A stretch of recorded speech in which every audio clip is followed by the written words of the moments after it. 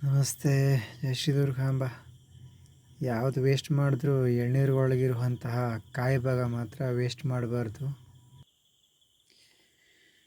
ಬೆಳಿಗ್ಗೆ ಸ್ನಾನ ಆಗಿ ಪೂಜೆ ಎಲ್ಲ ಆದಮೇಲೆ ಒಂದು ಎಳ್ನೀರು ಕುಡ್ಕೊಂಡು ಈ ಥರ ಕಾಯಿ ಭಾಗನೆಲ್ಲ ತಿಂದ್ಕೊಂಡ್ಬಿಟ್ರೆ ಮಧ್ಯಾಹ್ನ 12 ಗಂಟೆವರೆಗೂ ಅಡುಗೆ ಮಾಡೋ ಟೆನ್ಷನ್ ಇಲ್ಲ. ಮತ್ತು ಬೆಳಿಗ್ಗೆ ಒಂದು ದೋಸೆ ಮಾಡಬೇಕಂದ್ರೆ ಎಷ್ಟು ಕೆಲಸ ಆಗುತ್ತೆ. ಅಕ್ಕಿ ರುಬ್ಬಬೇಕು, ದೋಸೆ ಮಾಡಬೇಕು, ಎಣ್ಣೆ ಬೇಕು, ಸಮಯ ವ್ಯರ್ಥ ಆಗುತ್ತೆ. ಆದರೆ ಇದಾದರೆ ಹಾಗಲ್ಲ. ರೈತರು ಅಂದಮೇಲೆ ಭೂಮಿಯಲ್ಲಿ ತೆಂಗಿನ ಮರ ಇದ್ದೇ ಇರ್ತದೆ. ಎಳ್ನೀರು ಕೊಯ್ಕೊಂಡ್ರೆ ಆಯಿತು, ಕುಡಿದ್ರೆ ಆಯಿತು, ತಿಂದರೆ ಆಯಿತು. ಕಾಯುವಾಗ 12 ಗಂಟೆವರೆಗೆ ಆರಾಮ್ ಟೈಮ್ ಪಾಸ್ನ ಮಾಡ್ಬೋದು. ಮತ್ತು ಹೆಲ್ತ್ ಕೂಡ ತುಂಬ ಚೆನ್ನಾಗಿರ್ತದೆ. ಮತ್ತು ಇನ್ನೊಂದು ವಿಷಯ ಏನಂದರೆ ಎಳ್ನೀರು ಕುಡಿದ ಮೇಲೆ ಕಾಯಿ ಭಾಗ ಮಾತ್ರ ಯಾರೂ ವೇಸ್ಟ್ ಮಾಡೋಕ್ಕೆ ಹೋಗಬೇಡಿ.